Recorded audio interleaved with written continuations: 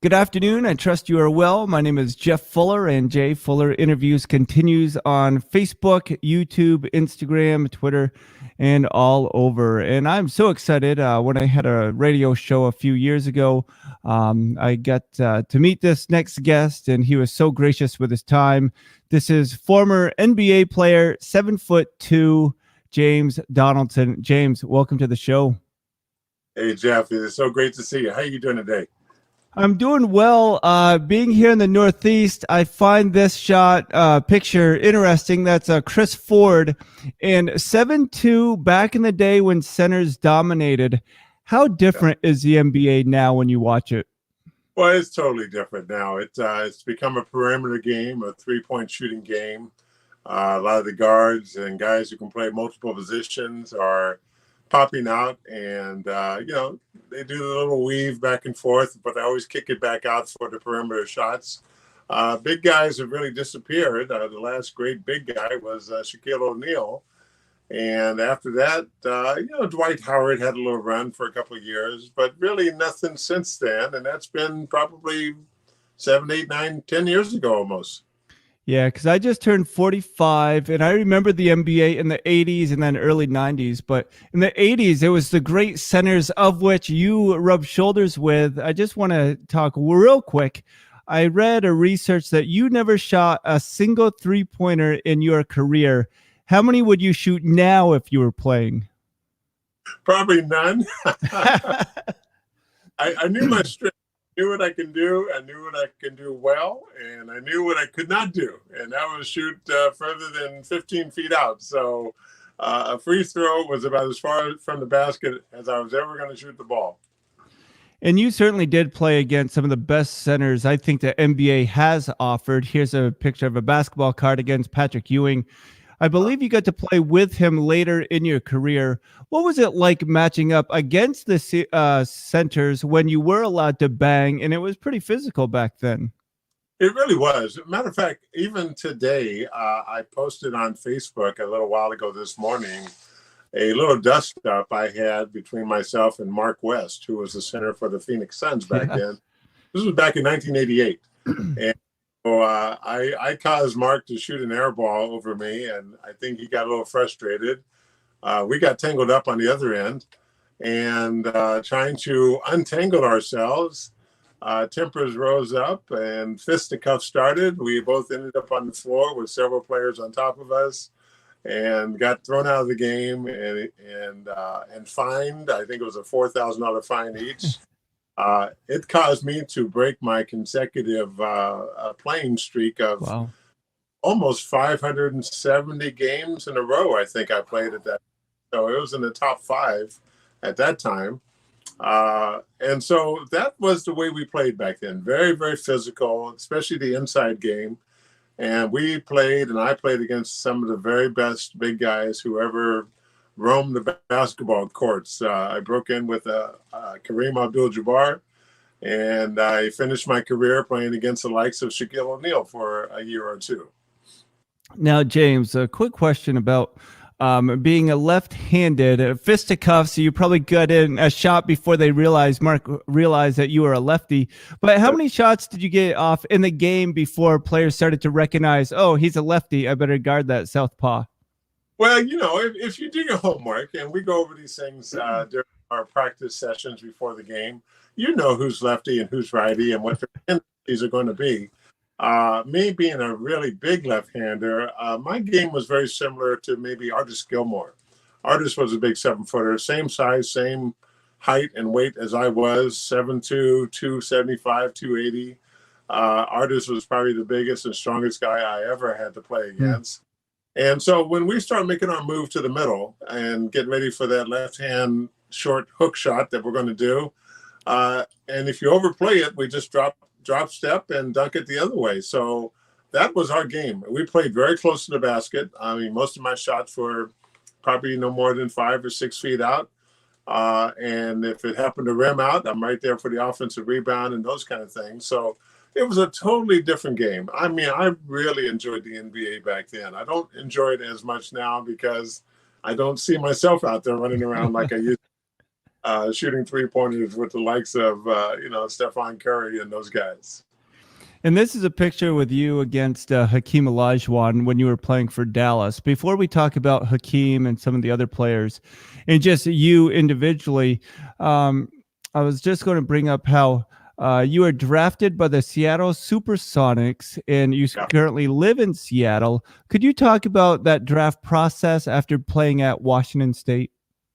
Washington State University, yes. So after graduating from WSU, Washington State University, in 1979, the year the Sonics won the NBA championship, they drafted me, fortunately, in the 4th round. And I think mainly because I was a local kid, local boy, makes good story, which a lot of teams do. And that's fine. Our 1st round picks were Vinnie Johnson, the microwave, and James Bailey. So they were the 2 first picks.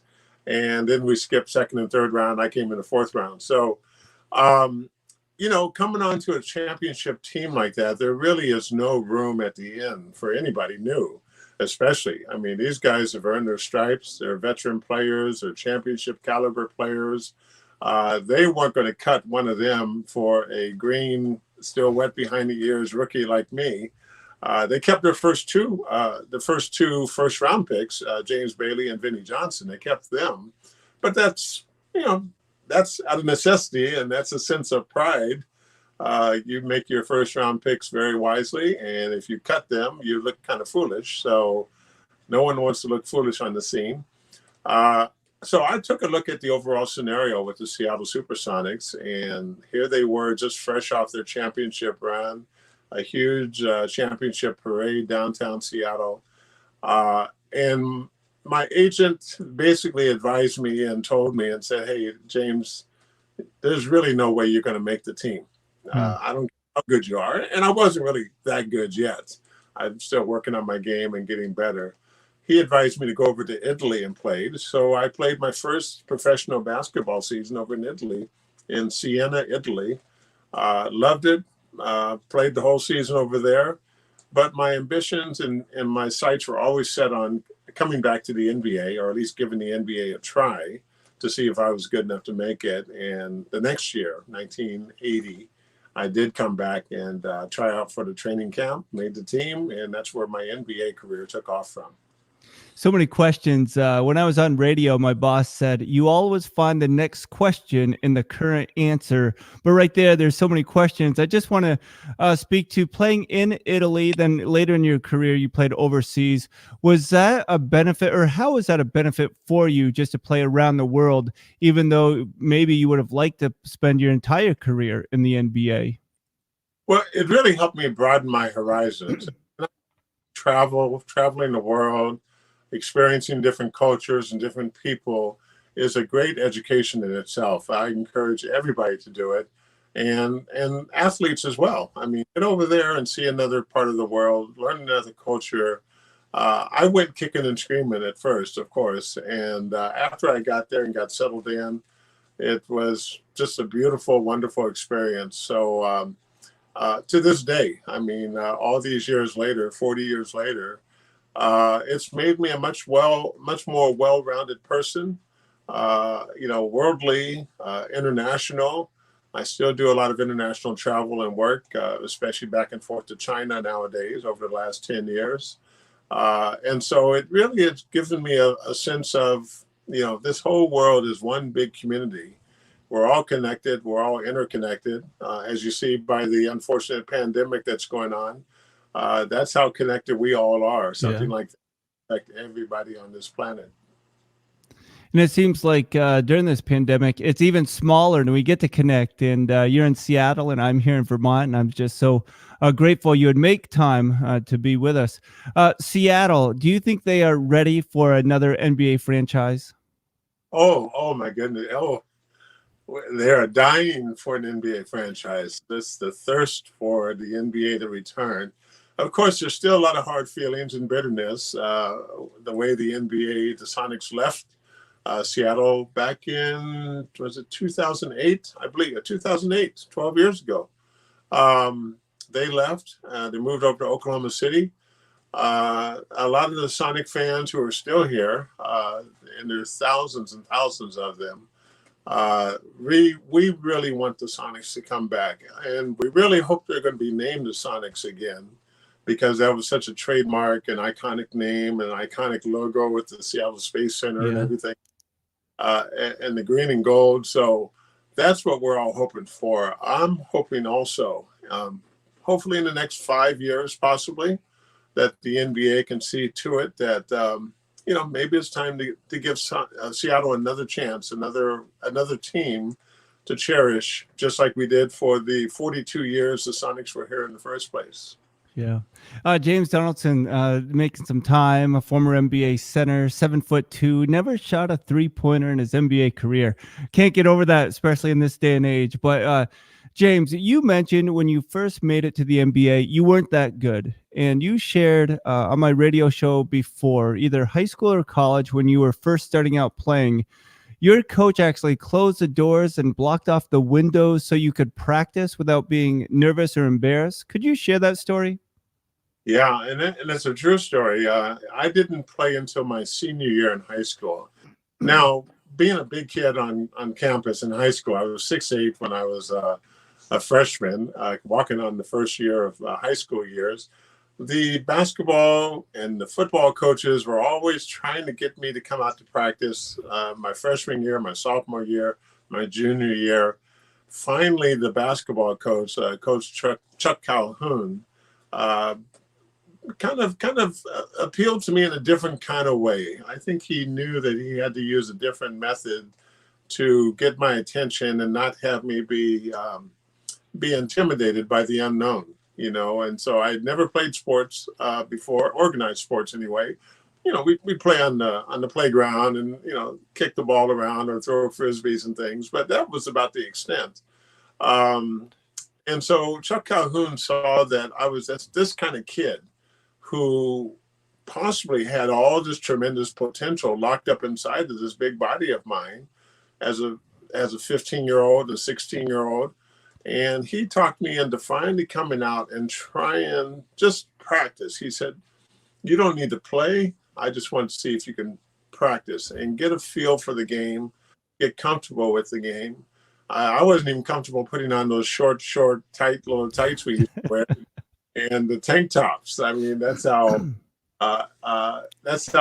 insecure and non-confident I was back then about myself and this big body that I was trying to get used to. So Coach Calhoun saw that. He brought me out to practice during my junior year. Blacked out all the windows with newspaper and cardboard and the doors, and kept the doors locked and closed, because you know how kids are. Yeah. They got to ooh and they ah and they talk about you and they laugh, and it's just really hard sometimes. So we did this in just the quietness of the team and coach and myself, and I just practiced. I had a lot of weight to lose. I wasn't an athlete, so I was a big chunky kid. So a lot of weight. Started rounding into some kind of athletic form. I did that my whole junior year.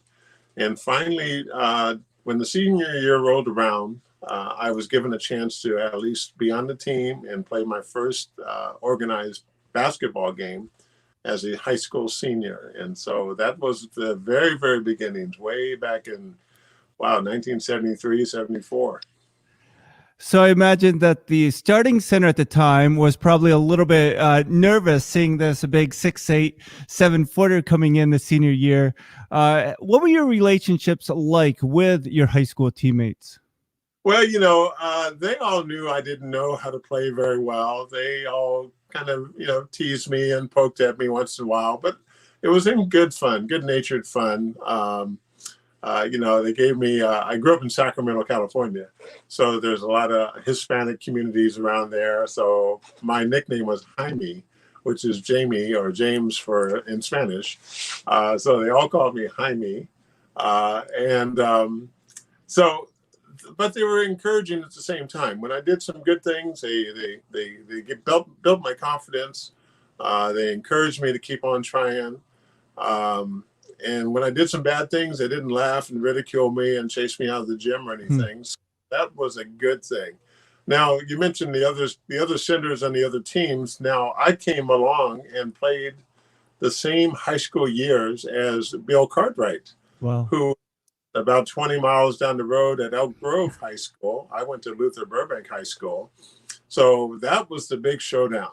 Here I was, my very first year. Bill had been playing since he was a fourth grader, Mr. Basketball, Mr. Everything, Mr. California. And so we matched up twice during my senior year. Of course, we didn't win. Bill's teams were undefeated and winning the championships. And Bill was scoring 35 a night or so, and I'd be happy if I got 8 points or 10 points during a game. But that's how my very beginning was. And then we fast forward now, this picture behind me against Hakeem Olajuwon. You're playing for Dallas. Could you just talk about going to Dallas? Was that difficult for you? And then just address playing against Hakeem Olajuwon. What was that like? Yeah, well, it wasn't difficult at all going to Dallas. I was traded from the San Diego / Los Angeles Clippers, where I played 2.5 years with that team, and they made the transition to Los Angeles while I was part of that team. It was a very talented team, but not a very good team. I mean, we had great players like, Bill Walton and Terry Cummings, Norm Nixon, Greg Kelser, Derek Smith, Michael Brooks, great players.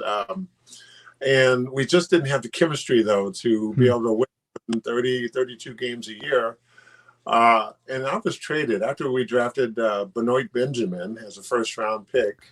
Benoit came in and became the starting center with the Los Angeles Clippers, made me expendable to go to Dallas 1985. And I was traded to Dallas for Kurt Nymphius, a one-on-one straight-up swap, 15 games into the season or so. But for me, it was like dying and going to heaven. I mean, this was a dream opportunity for me. Dallas was exactly what I needed, and I was exactly what Dallas needed at that time. Dallas was what was called a donut team, the hole in the middle. They didn't have a big guy in the center position, and they needed a big guy. They had all these great young players, Mark Aguirre, Rolando Blackman, Derek Harper, Sam Perkins. So we had some great players there, all of them very young, just starting their careers out. And I was a couple years older, and I was the big 7-footer who can come in and plug that middle up, block shots, get the rebounds, and shore up our defense. And that's the job I did with the Dallas Mavericks for 7 years. Going against the great players, though, like Hakeem Olajuwon and Ralph Sampson when they had the Twin Towers. Yeah. Artis Gilmore was in San Antonio. And so those 3 Texas teams all had some great teams and great matches, especially during the playoffs. But out west, we were always going up against and had to get past the LA Lakers with Kareem and Magic and Worthy and Scott and Cooper and Pat Riley. That was the measuring stick, and we just weren't quite able to get over that top. We made it close, but just didn't quite get over the top to win a championship. But those years in Dallas were my very best, the pinnacle of my career, where I was playing my best basketball against the best players and really being able to hold my own against all of them. Yeah. Man, I could listen to stories forever. Obviously, as much as you care to share, this new NBA, it's different, and maybe I was brought up old school, I don't know, but it seems as though players have a little too much power. They can get coaches fired. Can you share, whether you use names or not, but any coach you did not get along with, but just the respect you still had for their position as the head coach? Well, I always respected my coaches. I didn't get along with all of them, but some of the respect was so high in regards to them and what they were teaching me and how they were leading me. My favorite coaches, and I'm still in touch with them, Dick Motta, who was with the Dallas Mavericks and won a championship with the Washington Bullets. Coach Lenny Wilkins, who's up here in Seattle. And before the shutdown, sheltering in place thing, I see Lenny once a month for breakfast, and we talk and we catch up and all these great things. So he's been a great mentor, and right there throughout the years. Those are a couple of my very favorite coaches. Of course, I played with Jerry Sloan was my coach in Utah.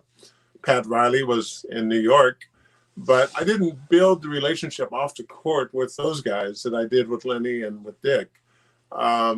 And so, but I always respected my coaches. This was their job to coach us, and it was my job to execute the plays and to stay within the playbook and just really get out there and try to be a vital cog of the wheel that we're putting on the floor. I read somewhere that I believe you were born in the UK. Could you just talk a little bit about how that family life really built you into the person you are? And this picture behind me, that you had some physical illness in the past, and what really motivated you, helped you keep your faith and get through the difficulties that you've been through? Right. Well, yes, I was born in the UK. My father was an Air Force tech sergeant for 20 years in the Air Force. So he was stationed in the UK during the time I was born. I think he was there for 4 years. I was born, and then I came back to the States with the family when I was only 2 years old. So I don't remember anything about the UK. But when I played in Europe, I played 6 years in Europe, 2 years in Spain and 2 years in Greece and 2 years in Italy. I played many times as a European player because I had a European passport. And that was great because, you know, as we have a quota of how many foreigners you can have on a team, usually 2 per team. I didn't count against our quota. I played European, and we bring in 2 Americans, and we'd have a good time with that. So that's how that worked out. So yes, I was born in the UK, but I don't really remember anything about it. As you can tell, I don't have a British accent or anything, so I didn't pick all that up. Now, you know, fast forwarding about 5 years ago, I did have, as you see in the photo behind you there, emergency open heart surgery for an aortic dissection. And this is a very, very serious situation that pops up out of nowhere. There are really no warning signs other than if you just happen to have an imaging of your heart done prior to this, you might see a little bit of an enlargement of the aorta. But other than that, there's no signs. And I didn't have any signs. I was out trying to play golf one day. This is 2015 in January. Out playing golf with some of the guys, and I just wasn't feeling good. Now, these are some of the symptoms. My back was killing me, immense pain in my lower back. I was nauseous. I was sweating profusely. We hadn't even started yet. And I got to the first tee off, and I told the guys I just didn't feel too well. And so I went to my doctor's office a little bit down the road, 5, 10, 15 minutes away. Drove myself there. I don't remember driving myself there, Wow. but you know, I got myself there somehow. And I remember walking into his office, the reception area, and I saw the check-in reception desk. And that's the last thing I remember. Everything went black from that point. So I just basically collapsed and fainted right on the floor of the doctor's office. They did a quick diagnostic scan, determined it was my heart, threw me into the ambulance, took me over to, luckily here in Seattle, one of the top surgical units in town, 11 and a half hour emergency open heart surgery, and 5 days in a medically induced coma. And I woke up about 2 weeks later. So it was a very, very difficult time, you know, still very emotional even. But that's what I went through. I found it interesting. I've been able to rub shoulders with a couple of you professional athletes, and there's something different about you guys, just with your drive, with your work ethic, just with the passion to move forward. Where do you think that came from for yourself? Was that a coach, or was it a mentor, a parent, family member, or was it just inside you that you just knew you had to push and drive to get through things? I think that's part of our athletic training overall. It's similar to military training or any kind of real strict discipline. Martial arts is another strict discipline that it just puts into you, it instills into you the ability to persevere, to not get defeated by temporary setbacks, to keep on pushing on and get through these things. That's how it was with my NBA career. It wasn't always, rosy and rose-colored kind of things. Sometimes you're down in the dumps. I had a couple major injuries that knocked me out. I had to recover from and rehab from. The same with my medical situation. I stayed in the emergency intensive care unit for 2.5 months before I was able to come back home. And I wasn't able to really walk. I wasn't functioning very well, physically especially. Mentally, I was starting to get down the dumps because I'm nowhere near the person that I had always been, a top flight athlete. I couldn't walk up and down stairs without help. And literally that whole year of 2015 was one where I just was flat on my back most of the time, very dependent on people around me who were trying to help me and get me back on my feet again. And during that time, depression started setting in, anxiety, the feeling of hopelessness that I'll never be my old self again. And even to the point of suicidal ideations of thinking, maybe it's time to check out of here. And so that was a really, really tough time. It went on for about 3 years. And I finally pulled out of the depressive cycle, the depression, anxiety, and suicidal ideations just last year, 2019, about a year ago. And it just, it's something I don't wish on anybody. But through that dark journey, I made it through. It took me about 12 months to make it through. I've been able to chronicle all my experiences, and I'm finishing up a book right now, a book of encouragement to people who go through these difficult times. That there is light on the other side. There is a bright side somewhere. You just have to make it through. You have to hang in there. You have to reach out for help. I started up a nonprofit foundation, which is really my focus now. It's all about mental health awareness and suicide prevention. And it's called Your Gift of Life Foundation. You can go to giftoflife.org and see all about it. And really, my focus is our young people, our young generation of middle school and high school students and middle school, high school student athletes who are really struggling in this day and age, much more than we ever had to struggle, and helping to point out the resources available to them. And on top of that, another point of focus is working with men. Men typically just don't like to talk about these kind of things. We grow up tough and strong, and little boys don't cry, and all those kind of things, especially competitive athletes, especially. Oh, no, we never show vulnerabilities or injuries or anything because it would be taken advantage of. So, but when we get back out in the real world, these things will happen to just about everybody if you live long enough and you go through enough things. Men have to be able to pick up the phone and say, hey, I'm hurting. I need help. I need to talk to somebody. Instead of doing the self-medicating and self-destructive things that so many men get into.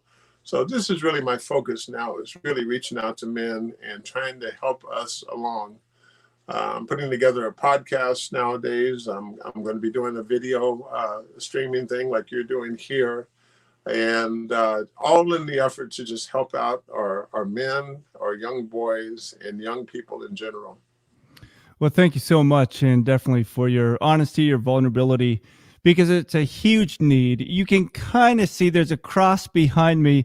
I'm a pastor full-time, and for these interviews, I try to move the camera away because I don't want to just be, quote, religious, but I just interviewed someone whose friend was a pastor and just took his own life. And because he felt as though there was no one he could talk to. He had to be the strong one.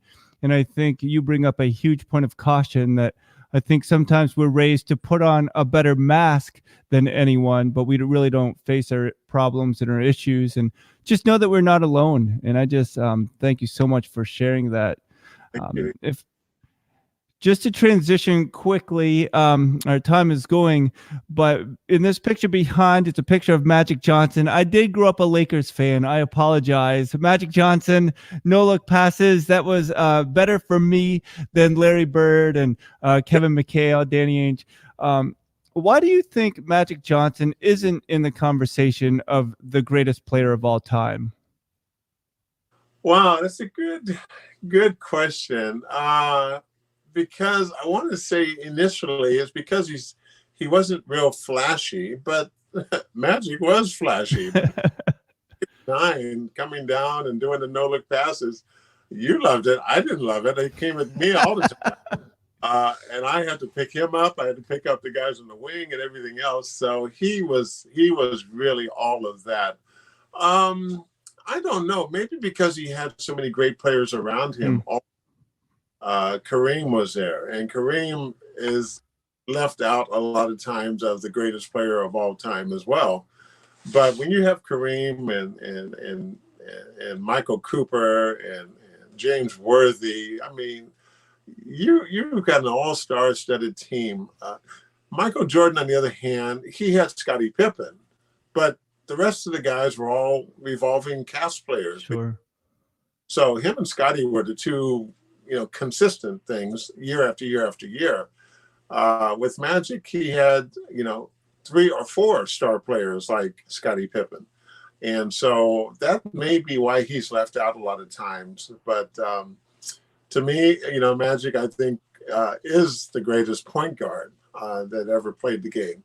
And even though he's bigger in physically stature than Michael Jordan, and even bigger than James Worthy, he was a point guard. And I played with John Stockton as well, and John was a fantastic player, fantastic person, a great, probably the prototype point guard was John Stockton and Isaiah Thomas. But if you go beyond the prototype, it's Magic Johnson. Yeah, no doubt. Hey, so this picture behind me, it's you scoring. I assume you made the shot. I mean, I'm pretty confident that shot went in, but scoring against Kareem Abdul-Jabbar. So he was a player that certainly started before you. What was it like to play against some of your idols once you made it to the NBA? How much of a feeling of accomplishment was that for you? Well, I remember as a rookie, my first in the Kingdom, the old Seattle Kingdom we used to have where the Sonics played. Our first game that I played in as a rookie was against the LA Lakers and Kareem Abdul-Jabbar.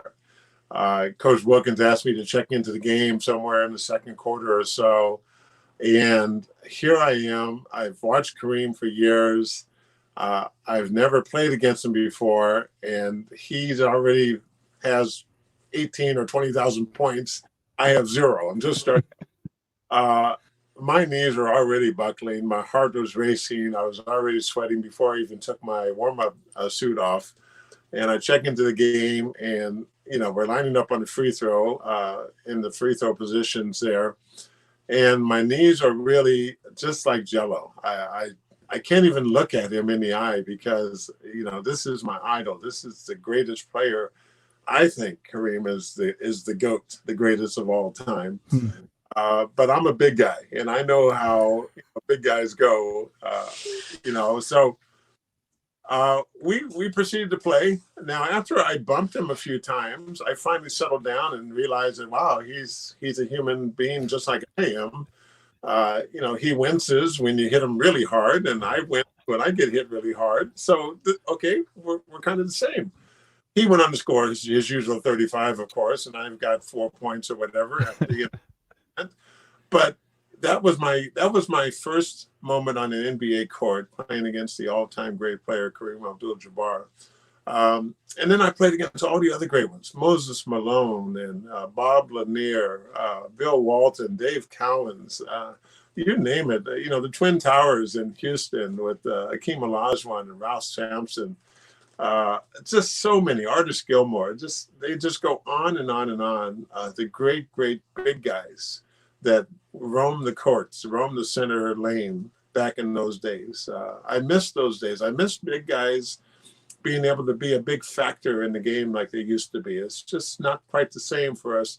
Us big guys who love to watch the game for those kind of nuances. Nowadays everybody just wants to pull up and shoot a three, and if it goes, great. If it doesn't, so what? Just go back and shoot another one. I took pride in my shooting percentage. I ended up 63, 64% for my career from the field because I wanted to make sure every shot I took counted and had a good chance to go in. Oh, definitely. There's something about that time period. Maybe it is because that's when I grew up watching sports, but I just love the inside, outside part of the game and the aspects of that. But looking back, your rookie year to where you are now, everything that you've been able to go through is quite a testament of your perseverance, but also that you still have a lot to offer. So thank you for making the time. Could you just share?